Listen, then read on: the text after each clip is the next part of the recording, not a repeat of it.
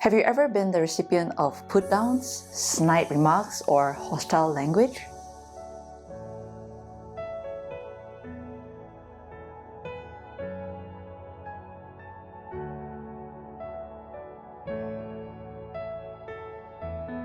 If you have, your confidence may have suffered a significant nosedive.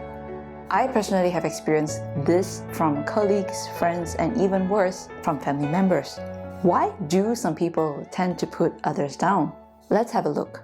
What happens when you come across someone who is doing better than you? Only one of two things can happen. Either we will feel inspired that others have achieved a certain level of success and use that as inspiration to uplift ourselves, or we allow it to make our minds make us feel bad and possibly create a feeling of jealousy. I've created a video on this topic of why we feel jealousy and what we can do to overcome this feeling. If you haven't seen that video yet, do check it out after this video. I'll place a link up here as well as in the description down below. For some people, rather than putting in the effort required to be successful or look at others' success as a form of healthy competition for self-improvement, they'd rather choose a shortcut to make themselves feel better. And that would be to put others down. People who put others down get temporary relief from the jealousy, pain, or shame that they feel after hearing about someone else's joy or success. What is the difference between someone who is trying to give us constructive advice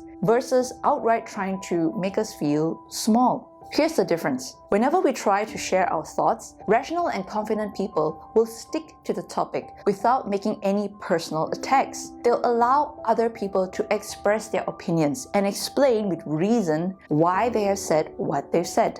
They may criticize and explain why they disagree with us, and yes, they may get a small ego boost if they make a superior argument, but they'll not gloat in their achievement. Haters, however, are people who will obsessively find faults in our arguments without even processing them fully first. They'll twist and turn what we say to make us look and feel stupid. They'll not hesitate to make personal attacks whenever they can. Most importantly, they'll hardly ever stick to the topic. They'll not let us speak. They'll keep bouncing from one irrelevant point to another without making any substantial and relevant point.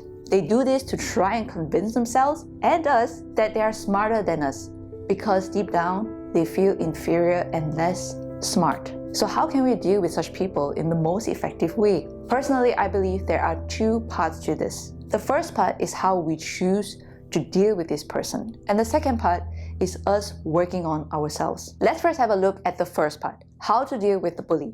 Firstly, speak up. At an appropriate time, approach them in a neutral way as best as you can. Let the person know they've hurt you. Let them know that their words or their actions have hurt you and why. Tell them that you'd like to preserve and improve the relationship you share. And it would be great if both they and you can work through any underlying differences, misunderstandings, and share ideas how you can possibly help them achieve a certain goal you know they've been working on. Secondly, assess and take action. See how things develop after you've spoken to the person. Either the relationship will improve and that person will stop putting you down, or you may need to consider setting healthy boundaries with this person if they persist in their way. Personally, for offenders who completely disregard my feelings and continue to put me down no matter what I try, I would do what is best for my mental well-being. And that is to remove them from my life. I'm not saying this is what you should do, but this is what I would and will do where toxic people are concerned. Simply because I've been through quite a bit of rough moments in my life, and I've learned the hard way that though I value people and connections a lot, I need to value my mental well-being more. And to some of you watching this, perhaps the person who is hurting you may be a family member or your partner. And you tell yourself that how could you possibly set boundaries with them? How could you cut family out of your life? The truth is, you can. It is only a matter of whether you value your beliefs and principles more than your mental well-being and happiness. Everything in life is a choice. And thirdly, forgive and focus on what truly matters. Regardless whether things improve or turn sour, it is important to release the pain and anger that the person has caused you. Forgiving doesn't mean what they said or did was right. Forgiving means choosing to be the bigger person. It means forgiving ourselves for allowing the experience to control our lives for a time. It means giving up the comfort and safety of self-loathing that gives us permission to avoid the pain, but also the payoff of personal growth. It means we choose to not take what that person has said of us as our truth. It means we choose to invest our thoughts and energy onto people who do care about us and things that actually matter to us. It means we choose happiness. Now for the second part, working on ourselves. Have you ever wondered why do we even feel hurt or sad when someone puts us down? Though we may not realize it, and as much as we hate to admit it, many of us unknowingly seek validation and acceptance from those around us. The more emotionally attached we are to them, the more we will want their approval. I understand this may sound a little confusing right now, but don't worry, this is a topic which I will soon create a whole video on its own. But for now, just know that most of us, or all of us, have been raised to value the opinions of others, dependent on how they view us. Unfortunately, we weren't taught how to use the power of self-appraisal and self-awareness. Our sense of self depends on the image others have of us. Therefore, when someone we hold in esteem judges or rejects us, it causes us to feel hurt. So I'd like you to take a moment to think about these questions.